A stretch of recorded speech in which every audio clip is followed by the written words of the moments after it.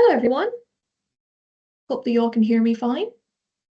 You'd find that you won't have access to your webcam or mic to turn on here, but you should have access to the chat.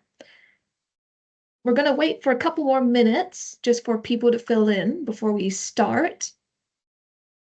We also have Jillian with us. She'll be around in the chat to help with any questions that she's able to help with. So we'll just give it probably until, just a couple more minutes to see if anyone else comes in before we start. Hope you're all having a good day.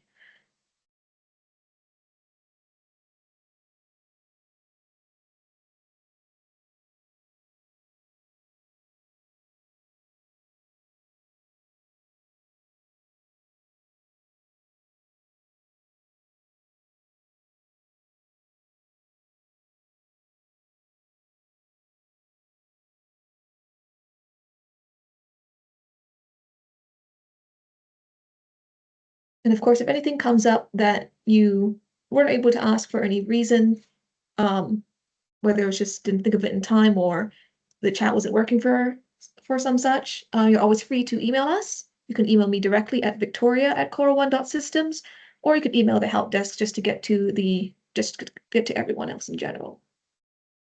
So I'll probably give it one more minute before we get going for this webinar.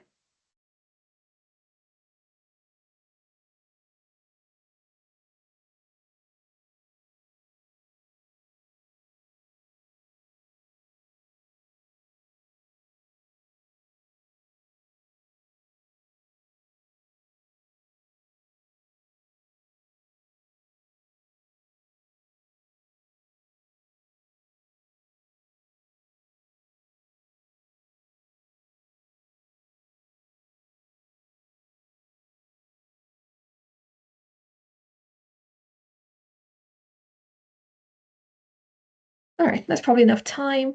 People can filter in as they like, so we'll probably get started. So hello, everyone. Welcome to this little webinar for Accredo version 9. We'll just be going through some of the new features they've added in version 9. Kind of just go over what they can do. And if we have time, we'll have a little look at the web app. So I'll just get right into it then. And again, we have Jillian in the call as well. So she'll be around to help with answering any questions you guys might have in the chat.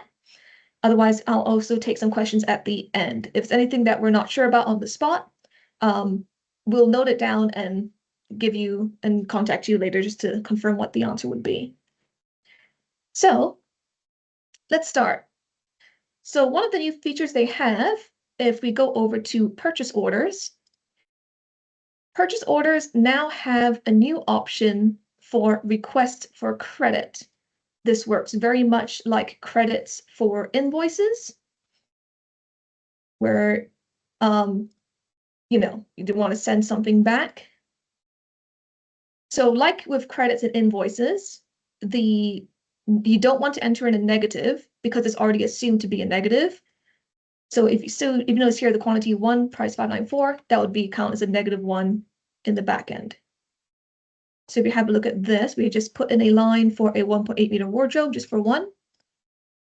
If we have a look at the product, we can see that the quantity now has a pending for quantity out from that credit. And you can see that over here, the document type here is a credit request.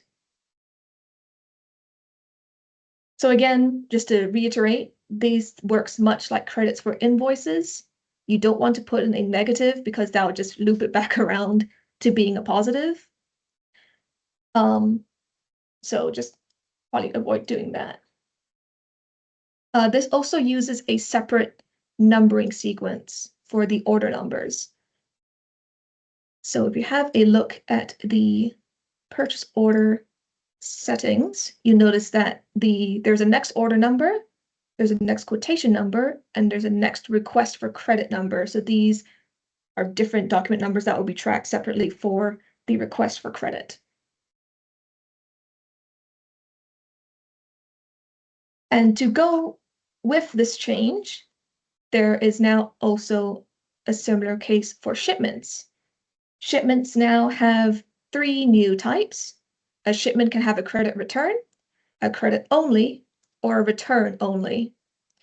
This works much like regular shipments. The names are basically swapped around, where a credit only basically would just make the for the AP credit with no stock movement. The return only would just be stock returns with no AP credit, and a credit return covers both situations. So if we take this PO and we create a credit return, we now have an AP credit return shipment that you can save. And much like a regular credit, a regular shipment, it pretty much works the same, except on the back end, you'll be moving it out instead of in. And you can obviously post the credit first once you enter in the value, like you would normally.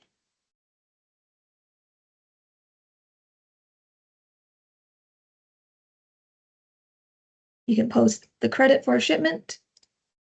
You can post a return for the shipment. And if we have a look at the wardrobe quantities, you can see that that allocation for the credit is gone. Now that's properly done within the transactions because it's no longer pending.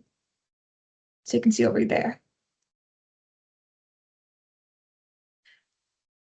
And much like you would with any other shipment, if we go to tasks and we create a shipment, again, you can create your regular options here, shipment only, shipment, invoice only, receipt only, and there's the 3 credit options. And you can make the shipment first, and you can add the lines to it, which would pull from the PO. So if you make a PO, let's have a look. If you make a PO for AA, I happen to have some here. We actually would want to make a return. So we have a PO for return. If we can just, there we go, a request for credit PO. And we create a couple of lines there. Save. Now, if we hop over here, you should be able to find that we're able to select it. So this works much like you would with regular shipments.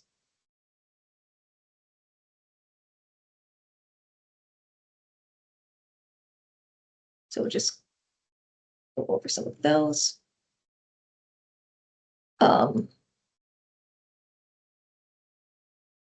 Yeah, that's a fairly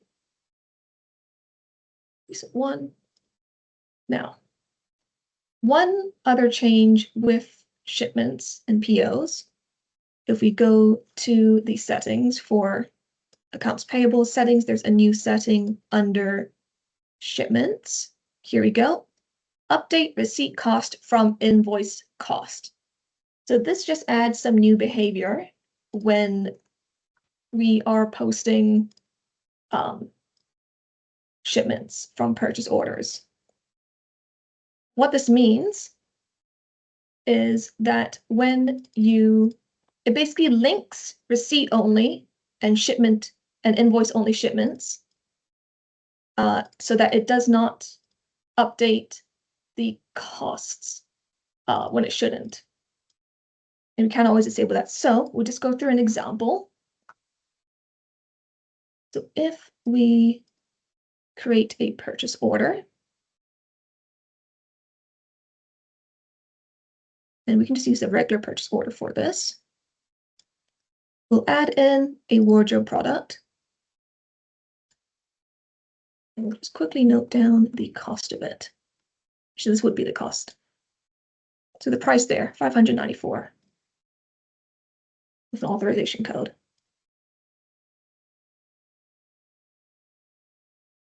So we will create a shipment. So we will post a receipt only, or create a receipt only shipment. So let's say because you've made a shipment and you've received the product first. So let's say that we receive this product, we've got this wardrobe, and we're going to post the receipt. Now let's say some time has come, you haven't gotten the item in yet, but the costs were updated. So let's say this is now 600. Now, if we return to the purchase order, and now we make the invoice, and we save. Actually, I might made a minor mistake. I think I meant to put this here, 550. If we post this now, and we fill this in, which I always forget to do, we save, and we post. Now, if we return to the receipt, we can see now this cost was updated to 550 to match the invoice. So this is a new setting that was added in version 9. Just make sure that the cost prices that you get from the invoice matches or updates the receipt to match what we ended up posting for the invoice. This is a setting, so you can turn it off if you need to get the old behavior back.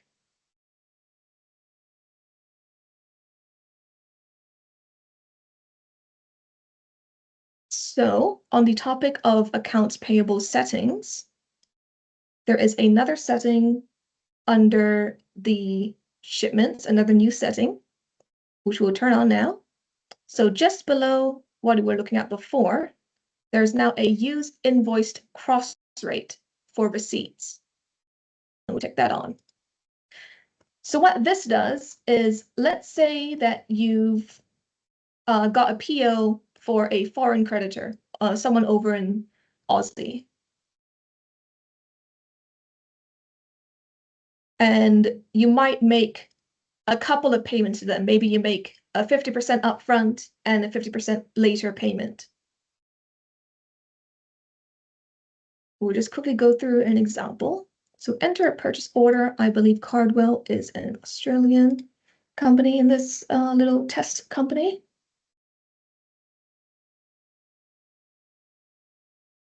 And we will just put in a couple of lines, good old wardrobe and a bed cabinet. We'll just put 2 of each. Save, authorization code, save.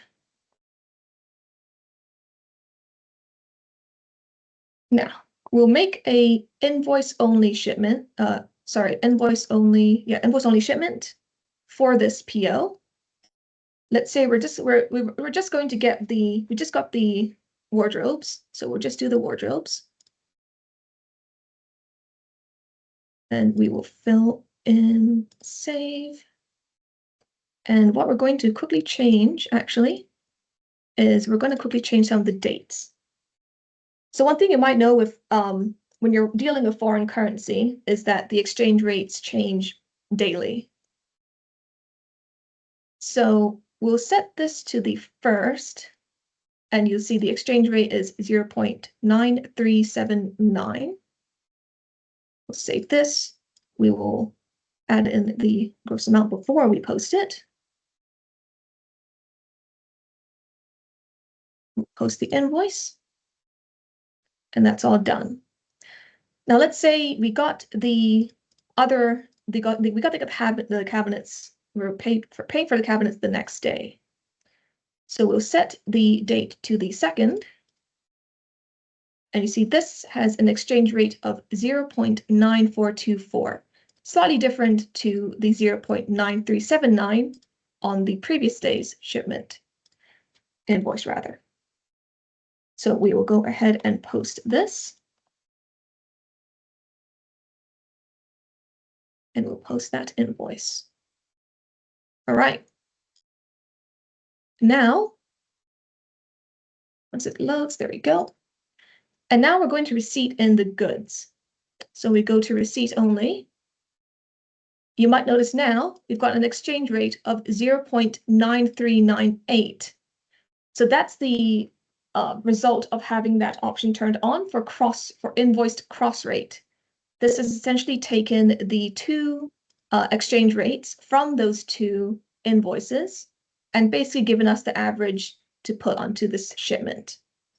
We can always click on this lock to unlock it and change it as you please. But this will basically make the average for however many invoices you have for the exchange rates. And that is pretty much that. So we'll have a move on from that. Let me just double check that there wasn't anything else, but that should be it. But yes, it'll basically use what was on the average of the invoices instead of what the date is on the receipt itself.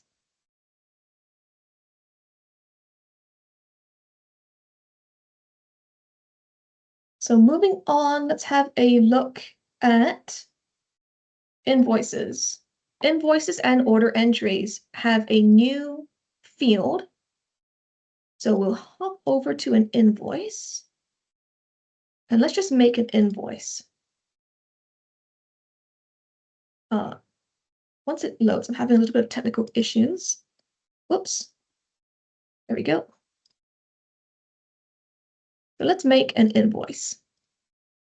We have a new field, which essentially will track. Oh, did it disconnect? It looks like it had a brief disconnection. Give me a moment. There we go. All right. It should be back on. All right, sorry about that. Brief hiccup with Teams, it seems. So we have there's a new cost ID field on invoices and order lines, which essentially will help to retain the original cost of the product when creating duplicates. So let's say we have this wardrobe product or an invoice. Save that, and we have a cost. Let's quickly go and add these fields in so you can see where you can add it in. So as usual, if you're not aware, there's a customize fields button. If you have the permissions to do it, you can go over here and you can add in any of these fields to be visible.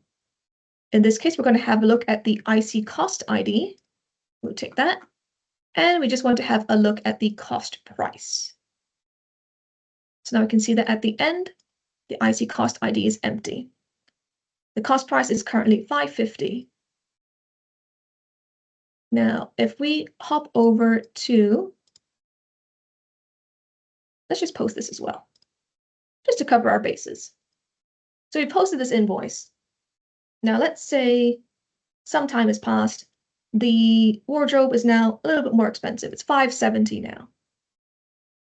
We'll save that.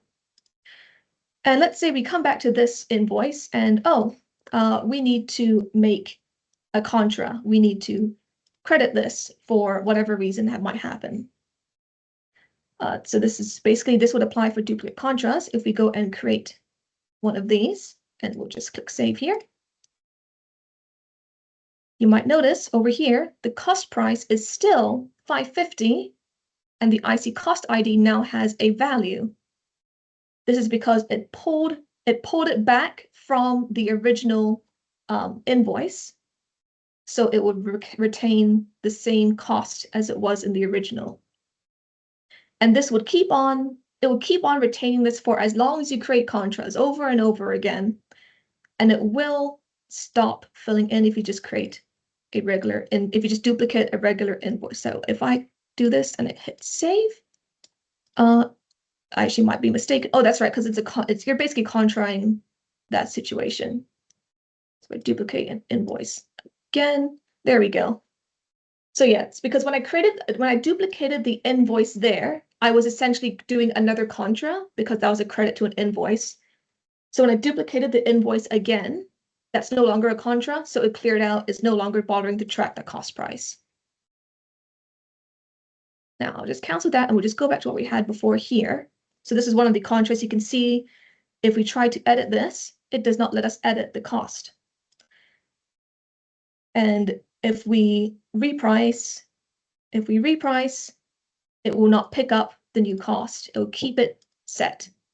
If we do want to change the cost, what we would do is we would go to reprice, and there is a new option for cost ID.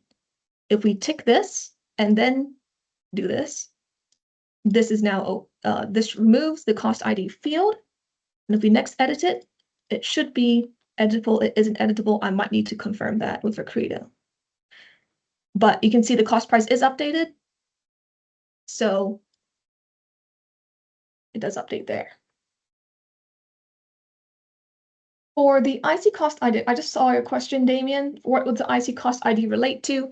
I believe it relates to the line or the invoice.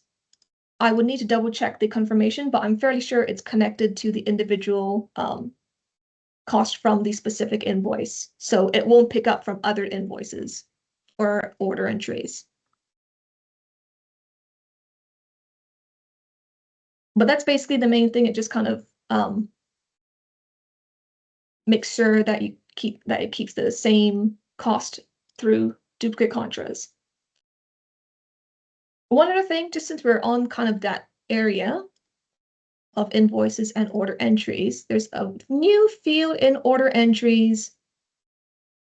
There is now a narration field in order entry, which is exactly what it sounds like. It's just a narration field. You can type whatever you'd like in there. And when you generate an invoice from the order, if we have something in the order, which I will do so now. If we generate an invoice from the order and we have a look at the invoice, we can see that down here, the narration has followed through. So that's just a new field that's been added now. Been requested for a little bit. So we move on to, I think this is one is really quite useful. For price lists, you are now able to set price lists based on dates. Not dissimilar to something like special pricing, except this is just regular price lists. So if we hop over to our setup, configuration, and price lists, we now notice that there is a new column here called type. Each price list will be either a list or a group. A list is what all your normal price lists would be, while a group would contain multiple lists underneath it. So what this means is that you can have a price list. If you say you get notified in advance, hey, we're going to update our prices on the 10th of September. You don't have to scramble to update all of your prices right when you hit the 10th of September. You can now basically load it in advance. So let's go over how that would work. So in this example here, NZ Trade is a group. And you notice that these two price codes here has the price group code set as NZ Trade. This means that these two are effectively in this group. They also have an effective date set. You can only set an effective date if you have a price group code set. So you can see only these two have an effective date. So this is an effective date of the 1st of March 2024. And this has an effective date of 1st of March 2025. And you can set the names individually as well. And basically all this means is that this price code will be valid from the 1st of March onwards. This will be valid, and this will take over in priority from the 1st of March 2025. So we can see an example. If we hop over to our products, we'll have a look at our good old wardrobe. And we have a look at the costs. You might notice NZ Trade down here, it has that _2503 as it's picking up this price list here. And you can view what their prices would be on different dates. There's a price date field here. So if we just hop back in time to the 2024 March, there we go. Oh, you can see now it's changed. NZ Trade 2403, 4967 is there. If we change this back to today, It's now NZ trade 2503, which has a different price. So this means that you can go ahead and set things up in advance. When you upgrade to version 9, all of your current price lists will be created as lists, so that those won't be affected. If you want to make one of your price lists into a group, so you can start using this for the future, there is a utility tool for that now. So let's give that a try. I'll just cancel here. Let's say NZ Retail. We want to start making state-based setting price for NZ Retail. So if you go under Setup, Company, Utilities, there is now a Promote Price List utility option. We'll click on that. So we have NZ Retail. We want to make this into a group. And so NZ Retail will now be the group code. And what we currently have as the prices for NZ Retail would need to be a new list. So we'd have to make a new list for this. So let's say NZ Retail 1. And of course, the effective date is when this would take effect. I recommend that you make this as early as possible so it doesn't affect any of your current unposted items negatively or cause any issues down there. So we have NZ Retail, which will make NZ Retail 1. We'll apply that. And the price list has been promoted. You can see at the bottom there. We'll close out of this. And we will have to reopen this. Configuration price lists. There we go. So now we see that NZ Retail has been turned into a group. And all of the current prices for NZ Retail has been turned into a list that is effective from the 1st of the 9th, 2023. And now I can make a new list. So let's say I want to make NZ Retail 2, NZ Retail. That would start from the 1st of September, 2026.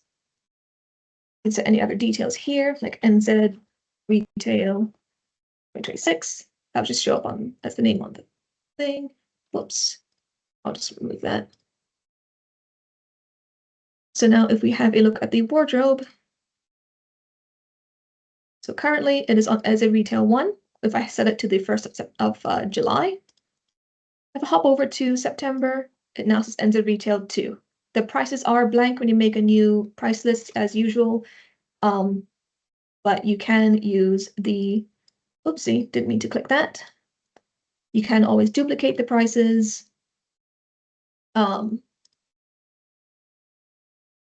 There's the price list copy option under inventory control update prices. So you can duplicate the price list from NZ Retail 1 to NZ Retail 2, and then go from there to edit anything else. But we'll just leave that as is for now. So this obviously will apply when you're creating invoices, orders, what have you. It will choose the right price. So for NZ Retail, I'll set NZ Retail. I'll set a price for the wardrobe for the NZ Retail 2. So we'll say that's 1,500. It's really expensive. So now if you have a look, if we pop it in, it says 1,500. Note that the prices obviously don't update after you enter the line in. So if we enter it in, so if you've already entered it in and we change the date to, say, August. Obviously, this is not updating again. You can use the reprice function to do that, and you see it's now updated to the other selling price. Are these also assigned to prices numbers, or are they named? That's a good question. I would say as far as the scripting side goes, there's new functionality to get the correct price list code from the based on the date, but for the price list number, I did see that I got the little error there for setting the duplicate, so I might need to get in touch with Accredo about that one. So that's a good question. We'll get that noted down.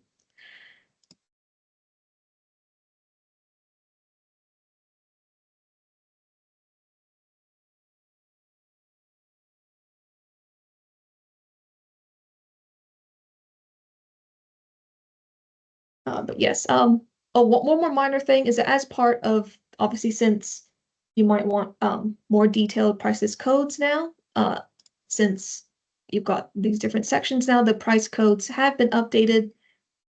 The character limit used to be 8. Now you can enter up to 12 characters. Yes, this is the version 9 screen. This is the version 9 demonstration company. I'm not sure what you meant by look updated, but this is indeed how it looks.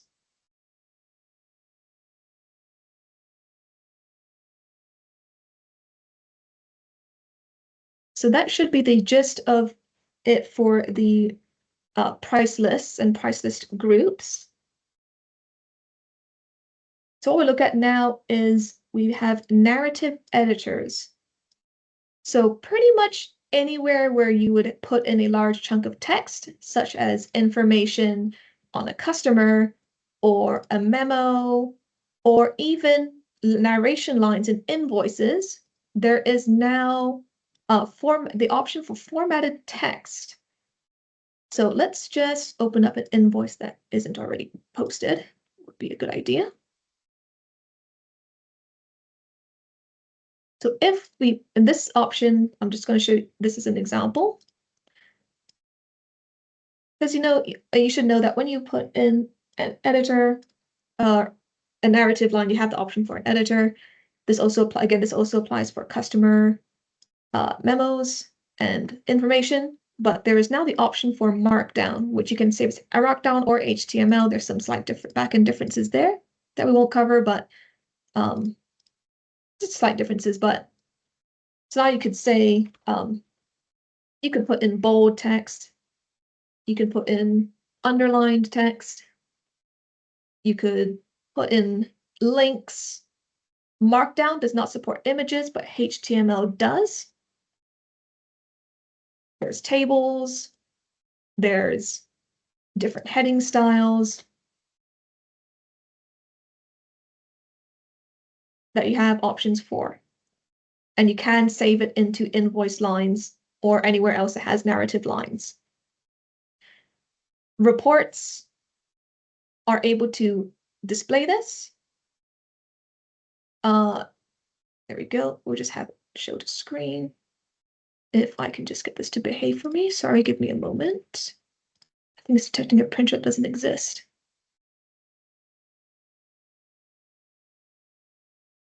Well, it was working the other day, which is unfortunate. Something seems to be wrong with my printer selections. There we go. There we go. So as you can see, looks the underline didn't show, but it does. Oh, right. Markdown doesn't behave underlines very well. But you can see it does show up in the invoice reports. Bear in mind that if you want these to show in your report, they might need to be updated if you have custom reports. But there are settings now for this to happen. And again, this also works for customer information, product information.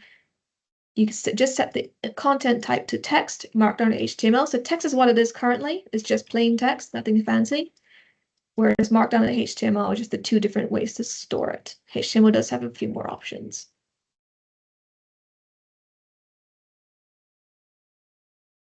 You can also set the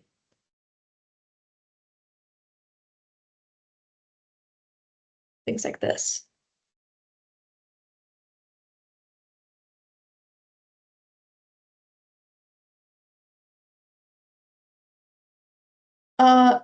The AI for version 9 has been delayed.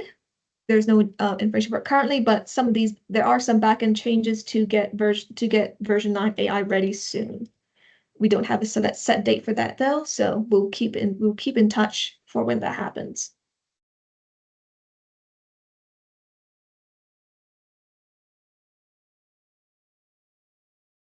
And just as a note for the Markdown options, there is a setting for the company-wide setting where you can set what the default content type, markdown, text, HTML is, 4 different areas for narratives, memos, and information. There's also the allow change to let users select it themselves or that they're not allowed to override it at all.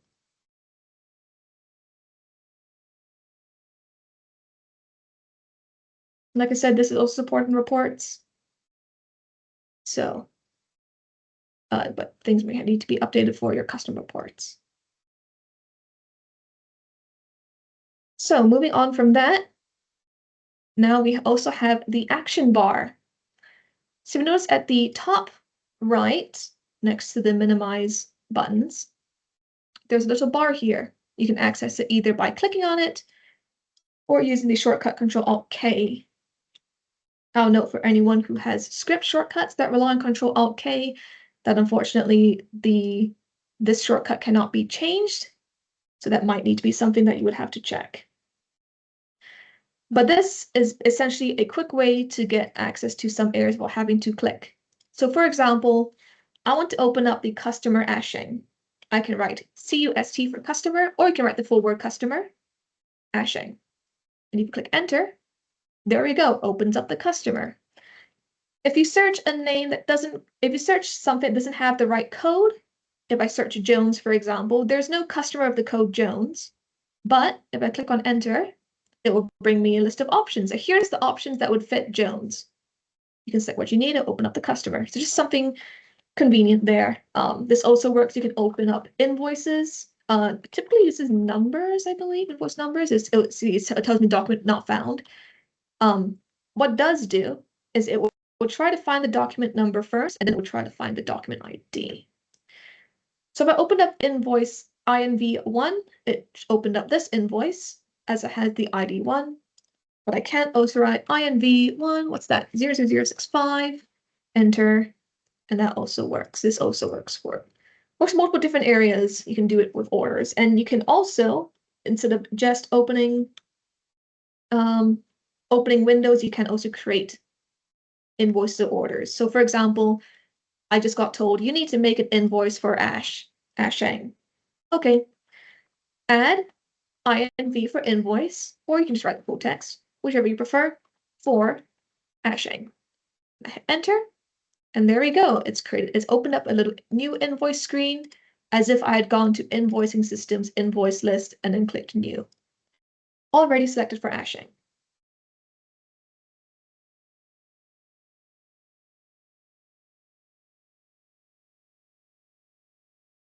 I see Rupert's helping in the chat. Thank you for that, Rupert.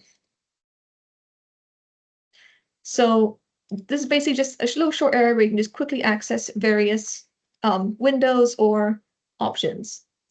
At this point in time, it does not have the ability to do any custom forms or custom scripts, but that could be something that is something that we have requested for Accredo to do. There should be when it comes up, they should have a command documentation. So should be able to figure just a way to kind of speed things up a little bit. So one other thing that was added is if you work with GL reports, there is now a GL report design wizard that would help with just kind of smoothing out the process a little bit. So let's see if we can get the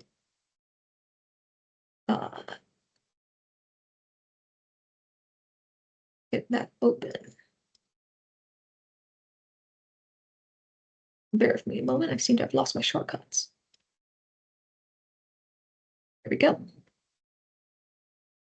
So this is the GL Financial Report Designer. Some of you may not use this. Some of you may have been in this area. And usually you have to enter in a whole bunch of things up here, which can be a little bit cumbersome.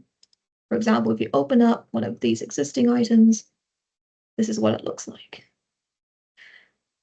So what we have is in version 9, we have the report wizard. There's nothing on the screen. Give me a moment. Sorry about that.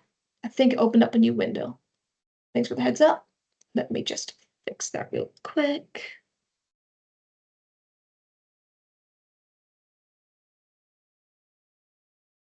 and swap this window and show you guys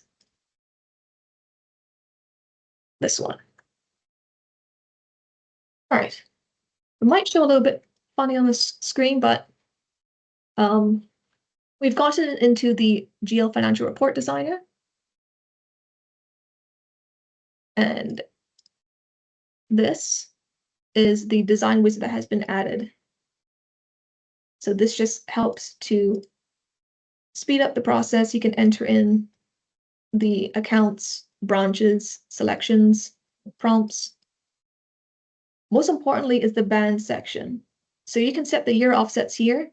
If you say, I've got this item that should be reported from the previous year, so -1, previous 2 years, the next year, next 2 years. There's obviously columns, rows and columns. It's quite detailed to get fully into, but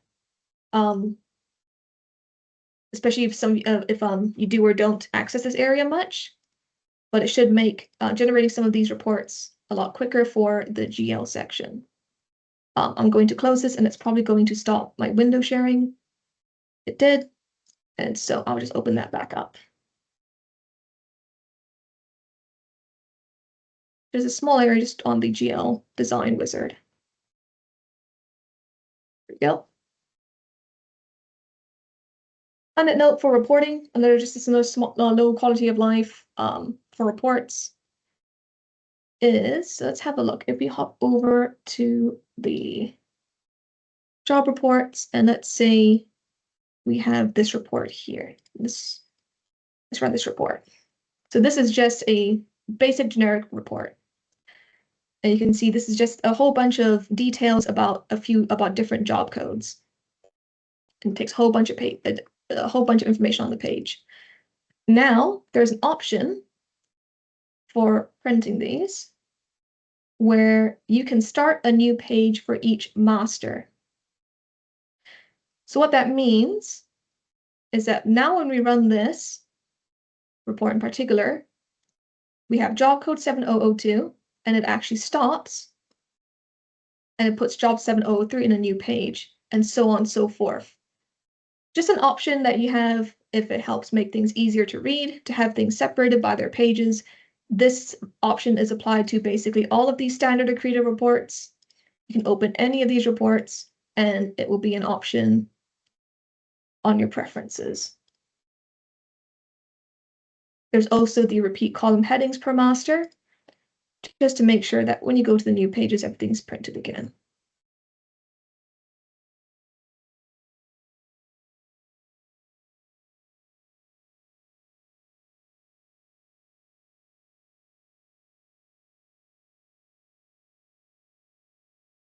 Small changes, let's have a look. So period names now support Unicode, just in case you're ever wanting to use Unicode on your period names.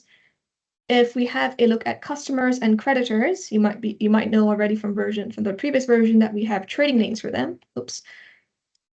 Now we have the option 2. So let's say Ash Engineering trades under Ash Trader, and we click on Save. You might notice at the top here, Ash Engineering Limited trading as Ash Trader. And this does show up if we're looking at an invoice for the customer or PO for the creditor. So add invoice for Ashen using our little action bar. We can see over here that displays as Ash Engineering Limited trading as Ash Trader. Just in case anyone prefers, just so that you can check both names in case you don't get any confusion over which name is being used.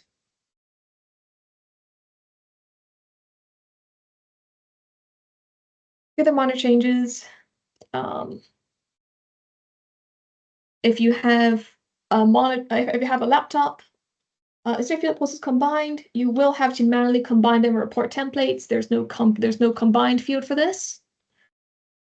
So for templates, you still had to display both. It's the same case for, like, say, this drop down here.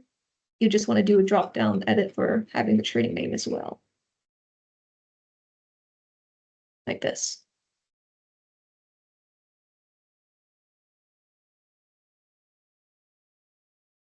The other changes, bank account have had their name length increased from 30 to 40 characters in case you have been running out of space for your bank account names. When you are doing batch prints, you can show the results. Similar to how when you do batch emailing, it'll pop up at the end with a list of what succeeded and what didn't succeed. That has an option for batch printing as well. Let's see if I have an example for that here. I might not. I might do. Let's have a look. Oops. There we go. Okay. So you see at the bottom here, there's a show results list. That should get the results. It didn't quite. I meant to double check that item. Sorry about that.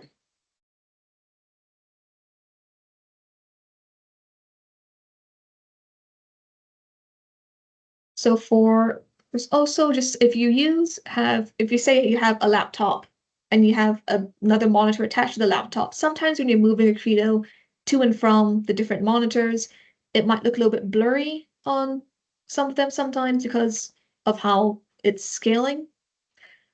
So there's a new option under View, Preferences, and then Display. There's a Use Multi-Monitor Scaling. It's just helps make sure that Accredo stays sharp and not blurry when moving between different displays.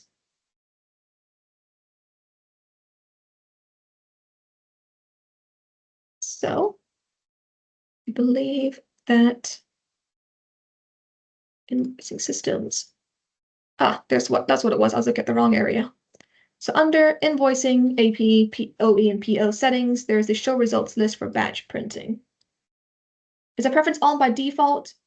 I believe it is on by default. I don't know if it's turned on when you update, but it's on by default from version 9, so 100% sure. I think it might be.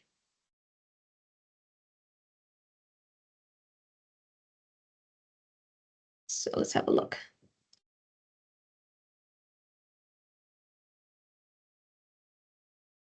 If we print a whole bunch of invoices, there we go. That's what we wanted to see. I had to turn the option on. That's what I was missing. There's the option now that you can see the whole list of what was printed. You can see how that went.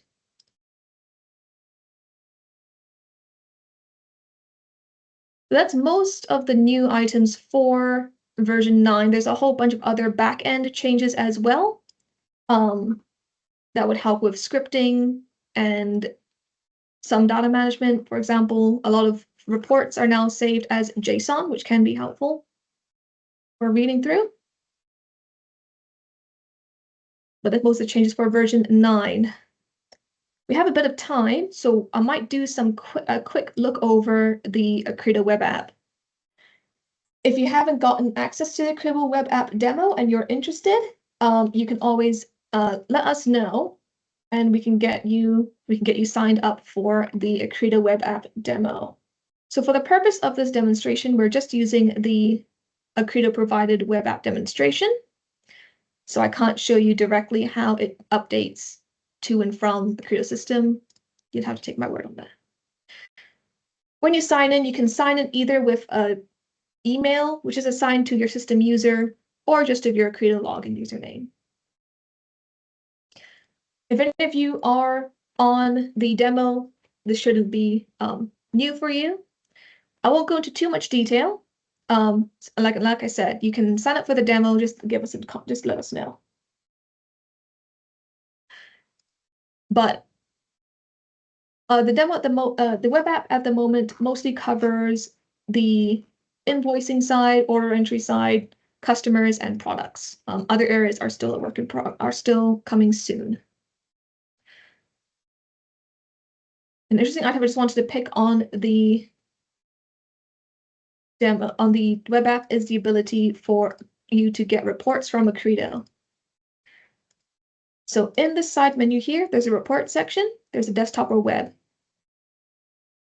And desktop means that it's actually pulling in the reports from Accredo itself. It's not pulling in custom reports. It can only pull in the standard reports you would find on the reports tab. But this lets you run these reports with any selections you would prefer. And you can run it like a little screen here. It's a bit small on my laptop. You can print it as a document like this once it loads. There we go.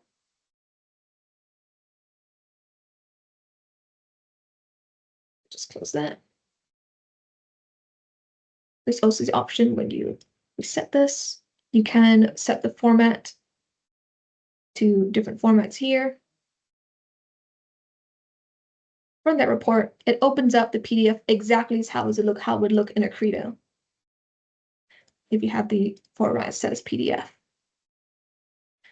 If we swap back to the web version, an option that we have when we print it out to web on the web app is we can pivot the tables.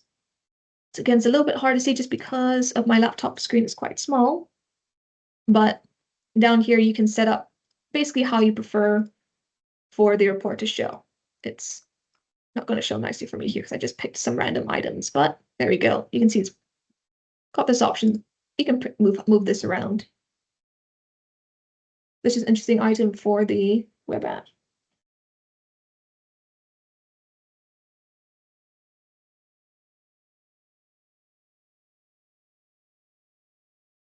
And yes, you can also just make layouts manually from the web itself. It won't be reflected back into Accredo.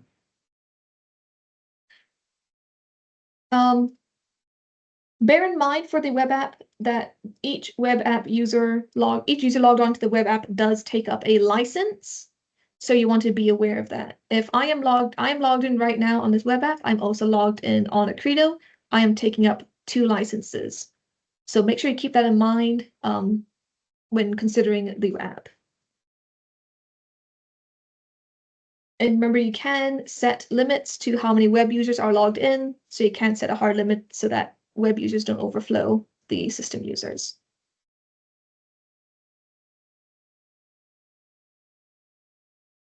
And again, if you won't go through this much just because it's pretty much, if you have access to the demo, it's the same items here. You can make orders, you can make quotes, you can go over and you can review the creditors and customers. All these the usual options you would have in the Accredo, just now in a web format that you can access from anywhere you'd like. This does require the web service module as well, and it is its own separate item. So just so we can get the pricings over as needed. So I believe that's the majority of the items for the webinar, just given the time that we have left. So I've been following along the chat. I did see most things were answered. But does anyone have any questions before I wrap this up? Anything that you want me to go over again? Anything you're not sure about? And if we're not sure about the answers at the moment, we can get back to you if we need to double check if Accredo or anything.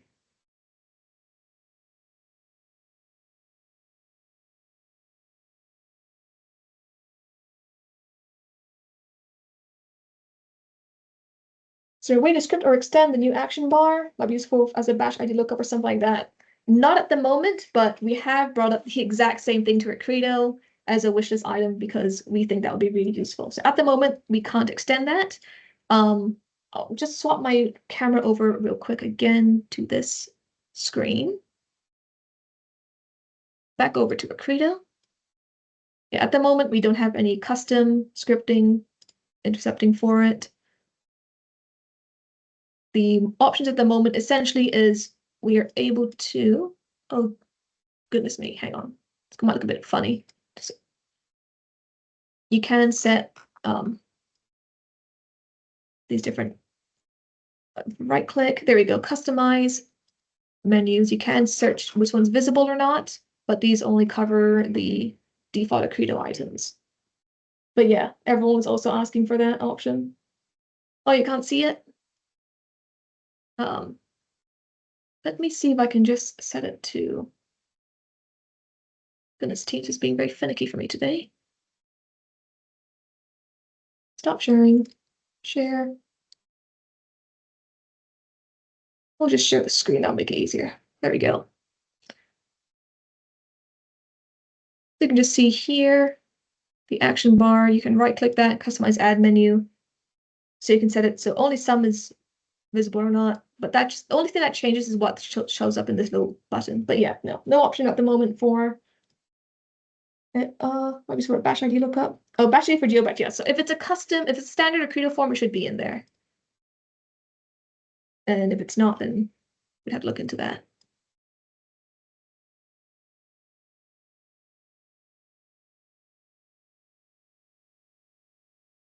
See if we have batch ID. Let's see if this will open. I'm gonna double check what the actual thing for this was, but I'd have to double check what the option would be. But it should be somewhere in there. Oh, Rupert found it. There we go. Thanks, Rupert.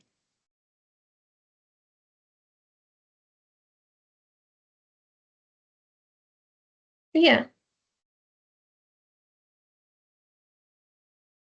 So I was missing. I was making it as one word instead of two words. All is well in the world. There we go.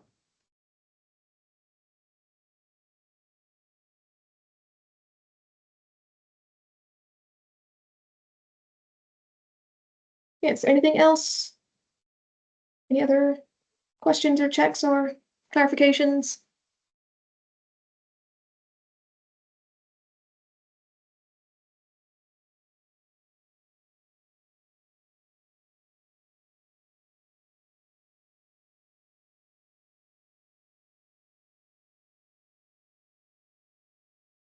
Oh, we're probably all set then, just hit the hour mark. So thank you very much, everyone, for coming in. If there's any, like I said, feel free to contact us at any time for any questions. On the update, if you would like an estimate for how much it would cost to do so, you can get in touch with us. We'll get you an estimate. Anything else you want to clarify and double check, and that might not have been covered in the first place, you can do so. In the prices feature, is there a way to limit recent results? We're currently having up to 3 price increase days per month, and I can see that filling fast. Limit recent results. There is the option to only limit items that are currently valid. I believe that it's a table, so it should have some options. Let's have a look. Because you can filter it for the currently effective for a specific date, for example. I'm not sure if that's what you wanted. But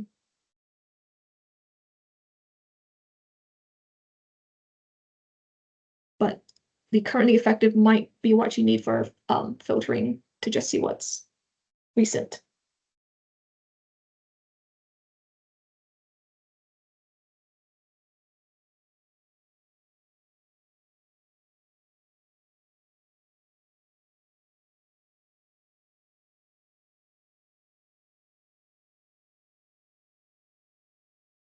So you can see there it's only showing what I have selected, what would be valid for the date I have selected. So you can see the ends of retail down there swapping.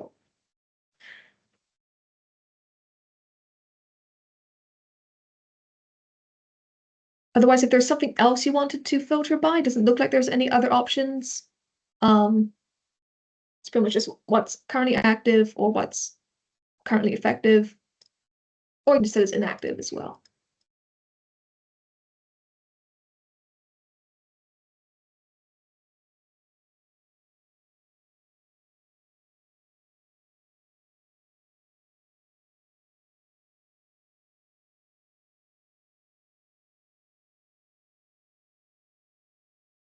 Version I bring any changes to the form designer? Not any of particular note, no. The form designer is pretty much the same as it was before.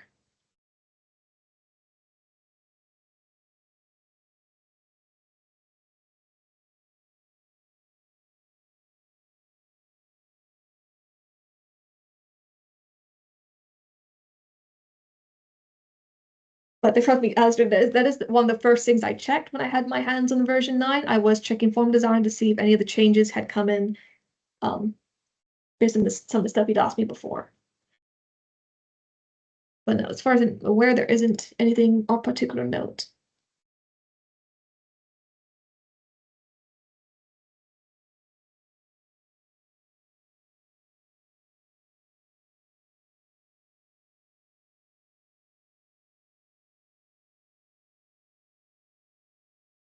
Oh, sorry, Damien, I missed that question about the price number in the group, but I see Jillian's answered that. Yes, it's read only. So it seems to be based on the individual price lists, but the price numbers happening.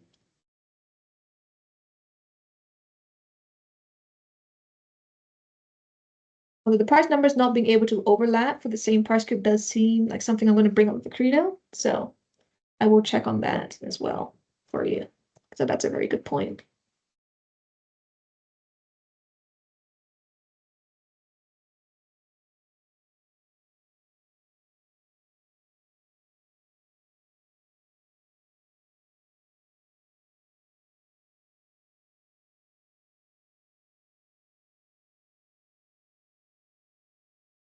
So I might end the stream.